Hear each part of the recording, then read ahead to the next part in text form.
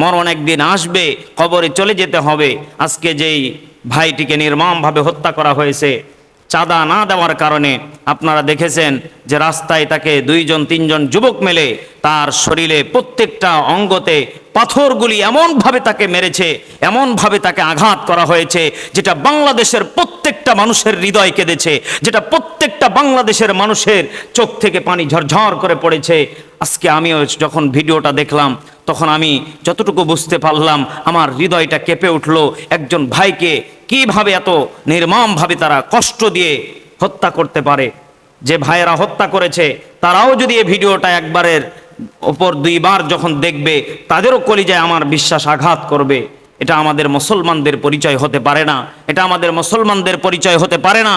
এই জন্য কলিজার টুকরা ভাইয়েরা, আজকে আমরা অনেক বড় আমরা আঘাতপ্রাপ্ত, আমরা অনেক বড় আজকে কঠিন আমরা বিপদের ভিতরে আছি, যেটা আমাদের বাংলাদেশে এখন রহরহ মানুষকে খুন খারাপি, রাহাজানি, মানুষের প্রতি জুলুম, মানুষের প্রতি হিংসা, মানুষের প্রতি বিভিন্ন ভাইয়েরা ইতিমধ্যে আপনারা সোশ্যাল মিডিয়াতে, ইউটিউব, ফেসবুক বিভিন্ন জায়গাতে আপনারা দেখেছেন।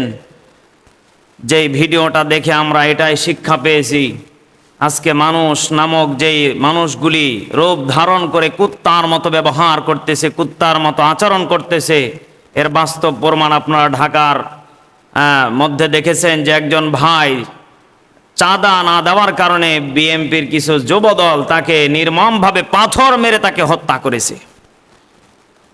আমি যতটুকু বাংলাদেশের দিকে লক্ষ্য করে দেখেছি, আজকে আমরা যদি রাস্তাঘাটের দিকে বের হয়ে যদি আমরা নিরাপদ না পাই, আজকে রাস্তাঘাটে বের হওয়ার পরে যদি আমাদের প্রত্যেকটা ভাই বোনদের প্রতি যদি নির্যাতন চালা হয়, আজকে যদি দোকানে চাঁদা না দেওয়ার কারণে যদি আমার ভাইদেরকে যদি শহীদের মর্যাদা দিতে হয়, আজকে আমার ভাই বোনদের চাঁদা না দেওয়ার কারণে যদি ভাইদেরকে আজকে যদি খুন খারাপি করে রাস্তায় যদি মেরে ফেলা হয়, আমার প্রশ্ন হলো একটা, যেই মানুষগুলো চাঁদাবাজি করে, যেই মানুষগুলো অন্যায়ভাবে জুলুম চালায়, তাদের মনে একটাই কারণ, তাদের হলো হিংসা এবং পরনিন্দা, তাদের হলো জুলুম। আল্লাহ পাক বলেন সূরা মাইদার ভিতরে, যেই ব্যক্তি একজন ব্যক্তিকে খুন করলো, সেই জন্য পুরো পৃথিবীর মানুষকে খুন করলো।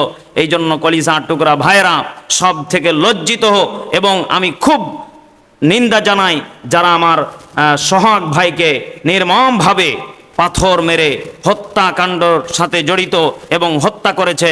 আমরা বাংলার জমিন থেকে জানিয়ে দিতে চাই, এই সমস্ত কুলাঙ্গার দুইটাকে ঢাকার বাইতুল মোকাররম মসজিদের সামনে এদের 2 জনকে ফাঁসি দিয়ে সবার সামনে, জাতির সামনে মেরে ফেলা উচিত। কারণ এরা যতদিন থাকবে ততদিন পর্যন্ত ষড়যন্ত্র বন্ধ হবে না। কথা বলেন ঠিক কিনা? আল্লাহ রাব্বুল আলামিন বলেন, হে আমার বান্দা বান্দিরা, আমি আল্লাহ রাব্বুল আলামিন প্রত্যেকটা বান্দা বান্দিকে দুনিয়ার বুকে আমি আল্লাহ সব থেকে দামি যেটা সম্পদ সেটা হলো জ্ঞান, বিবেক, মেধা, বুদ্ধি দিয়েছি। আল্লাহ পাক বলেন, পৃথিবীর ময়দানে অধিকাংশ মানুষ আজকে যেই কাজের সাথে জড়িত, আল্লাহ রাব্বুল আলামিন বলেন, ওয়াইলুল কুল্লি হুমাযাতিল লুমাযা।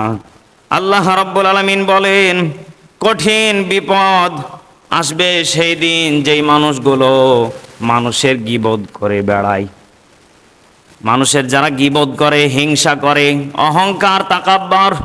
আল্লাহর নবীজির একটা হাদিস মনে পড়ে গেল। আল্লাহর নবীজি বলেন, আল হাসাদ ইয়াকুম আল হাসাদ।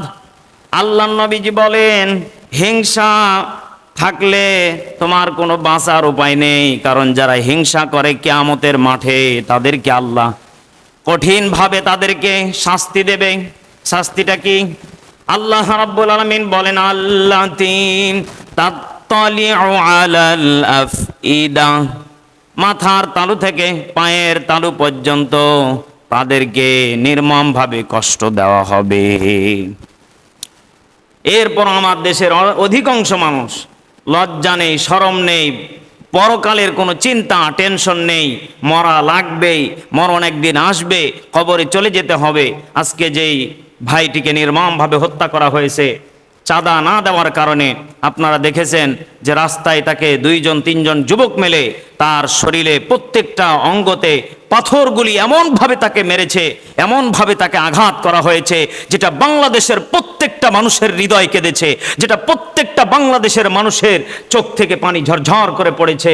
আজকে আমিও যখন ভিডিওটা দেখলাম তখন আমি যতটুকু বুঝতে পারো একজন ভাইকে কিভাবে এত নির্মমভাবে তারা কষ্ট দিয়ে হত্যা করতে পারে। যে ভাইয়েরা হত্যা করেছে তারাও যদি এই ভিডিওটা একবারের ওপর দুইবার যখন দেখবে তাদেরও কলিজায় আমার বিশ্বাস আঘাত করবে। এটা আমাদের মুসলমানদের পরিচয় হতে পারে না, এটা আমাদের মুসলমানদের পরিচয় হতে পারে না।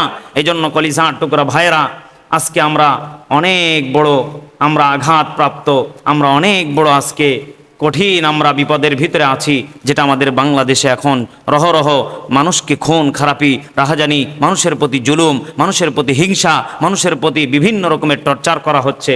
এই জন্য আমরা সতর্কতার মানদণ্ড নিয়ে বেঁচে থাকব। আর যেই সমস্ত ব্যক্তিরা আমার এই সোহাগ ভাইকে শহীদ করেছেন, আল্লাহ পাক রব্বুল আলামিন ওই সমস্ত ভাইদেরকে আল্লাহ যেন হেদায়েত দান করেন, আর না হলে তাদেরকে যেন বাংলার জমিন থেকে যেন তুলে নেয়। আমার ভাইয়েরা, আল্লাহ পাক আমার এই সোহাগ ভাইকে যেন জান্নাতের উঁচু মাকাম দান করেন এবং তার পরিবারকে ধৈর্য ধারণ করার যেন তৌফিক দান করেন। আমিন।